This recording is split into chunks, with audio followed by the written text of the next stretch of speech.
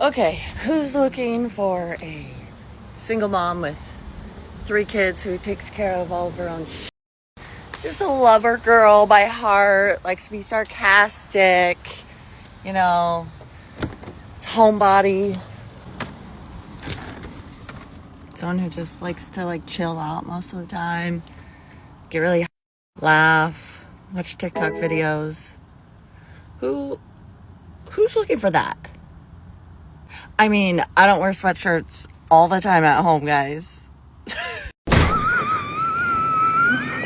Oh, wait a minute. A single mommy Colleen with 3 puppies from who knows how many baby daddies is looking for a retirement plan this late in life. Oh boy, where do I sign up for that? Seriously, Queen, you wanna know who's looking for that? I'll tell you who's looking for that. The bluest blue pill beta simp. I'm talking about a guy who would probably date a woman if she was pregnant from Chad/Tyrone's kid and have a t-shirt saying, yeah, future stepdad right here. But the funny thing is that women like her usually don't settle for a blue pill beta this early in the game. Give her another 5 to 7 years when her options dwindle even more and that dating pool becomes a shallow puddle, then she will fall head over heels for that male womanist who resembles her annoying little brother. Yeah, that's real man material right there. Before we move on, I want to bring to attention that 75% of my viewers are not subscribed to my channel. Come on, fam. You've seen my logo on other channels, and you're already here. Please hit that subscribe button and support the channel. It really helps out. Moving on. Let's talk about the Peter Pan syndrome. Honestly, this is more common in big party cities like LA, Miami, and New York. Essentially, Peter Pan syndrome happens to men who are in their late 20s, early 30s, and older. So Peter Pan syndrome is where their age is getting serious, but they are not.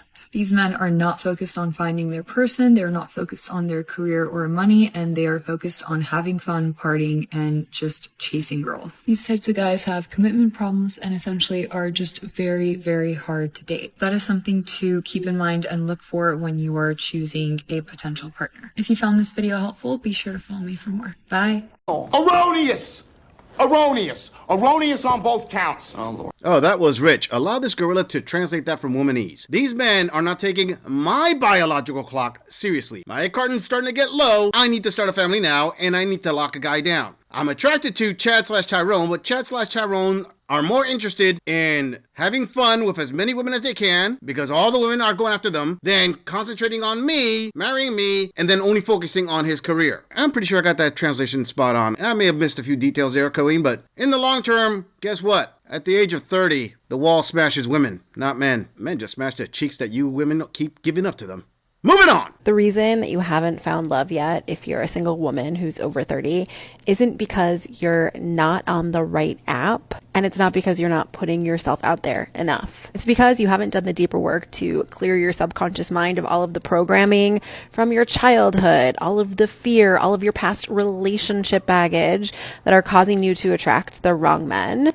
And you haven't done the work to create a life that you truly love in a way where you're completely unattached from the outcome of finding love. Because doing those 2 things, clearing your subconscious blocks and creating a life you love, that makes you completely magnetic to people, but most of all, magnetic to really great men. So if you're a single woman, you're over 30, and you really want to find love, you want to find a great guy who treats you well, and you want to get married, start a family, then you need to actually start to understand what's going on in your subconscious mind, clear out all the past programming, and do the work to create a life you love so that you're completely magnetic. Chompy! You're here to save me!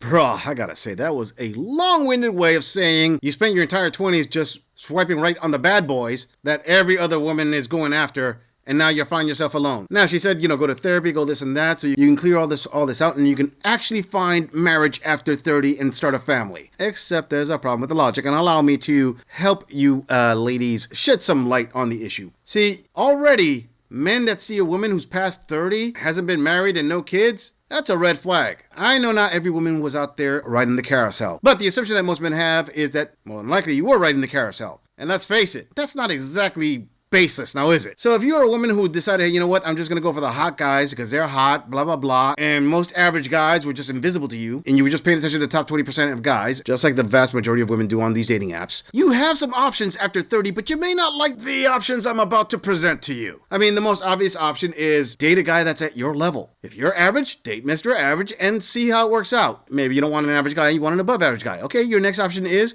date an attractive guy that's at least 10 years older than you and start a family with him. You'll be the young woman there. Now, there's a drawback to that because if he was able to get you, chances are he's going to get a younger woman. Your third option is go with that beta. You know, the one that you have in your friend zone? Yeah, give him a shot. I'm not saying he's perfect, but at least you can start a family with him. Or you can always go the route of the single mom. Last time I checked, that's the way the government wants you to go. Moving on. I was once told that women lose their value after 30. It literally drops in half.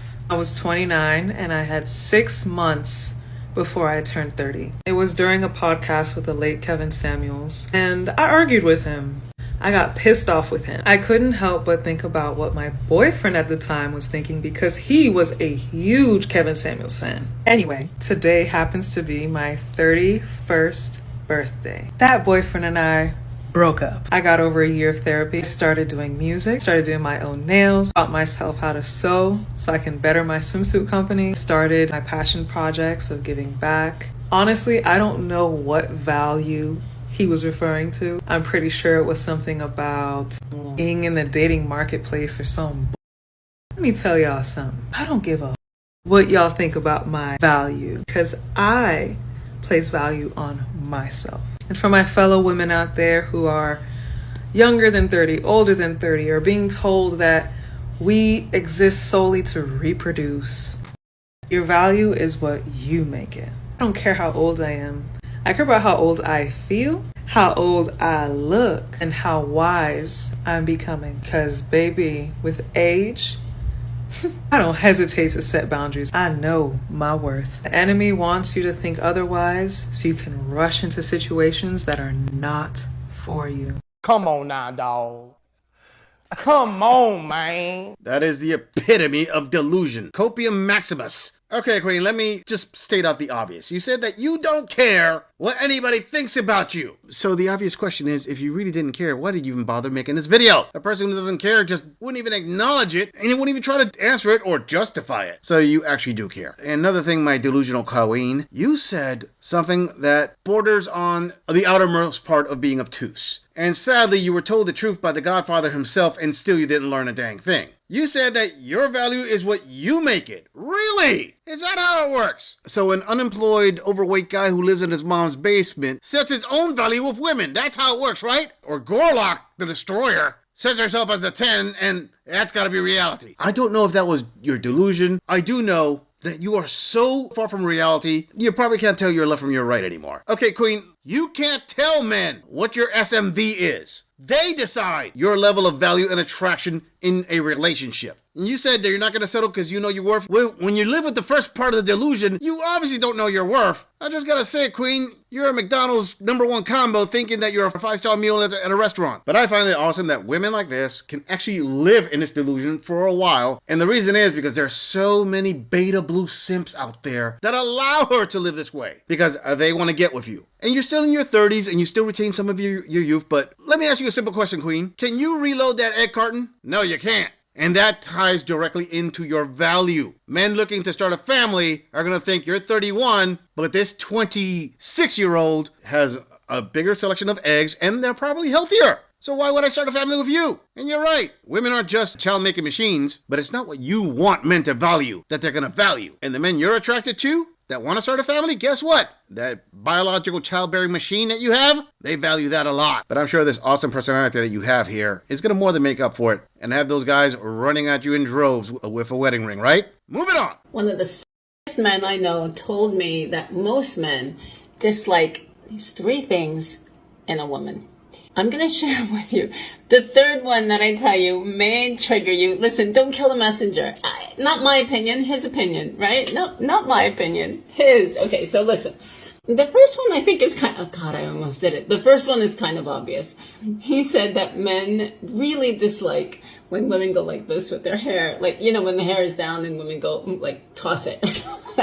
I don't know.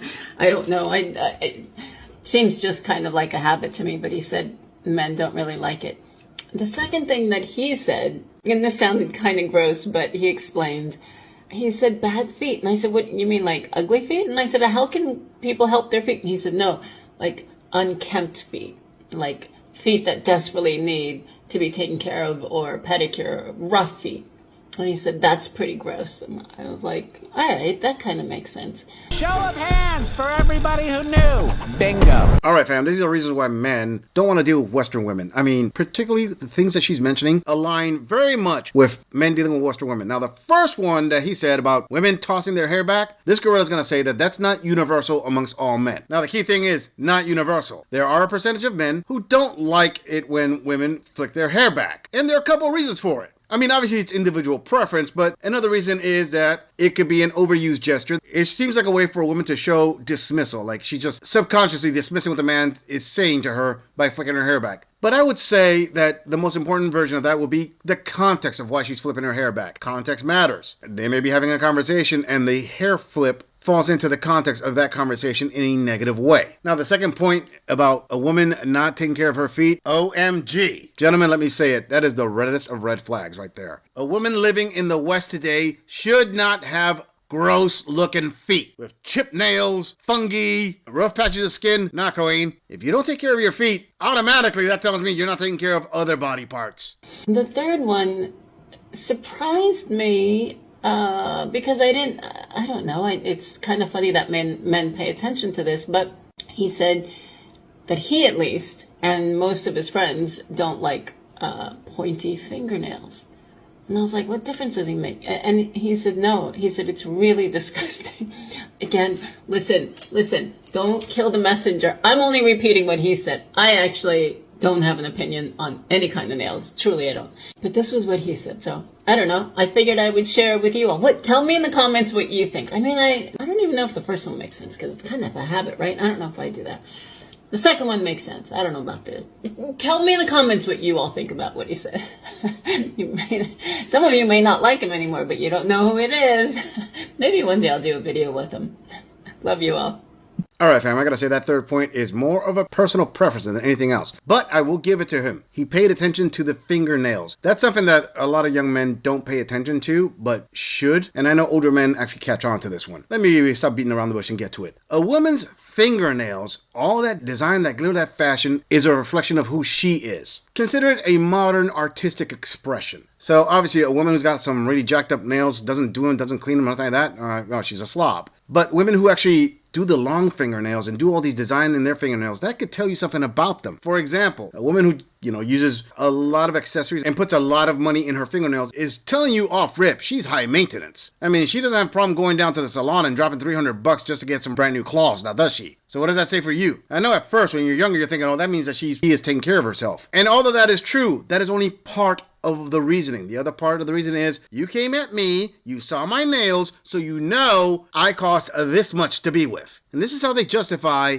not settling. Personally, this gorilla thinks that women shouldn't drop any more than $80 on their raptor claws, but that's just me. How dare you? I'm just saying, if you enjoy this audit, click on the video in the end screen for more content. If you would like to support the channel, please follow the link in the description to donate to our beer fund, or like, subscribe, and share this video on other social media platforms. If you agree or disagree with anything about this audit, please let us know in the comments. I'm going to leave this audit right here. I'll see all of you in the next episode.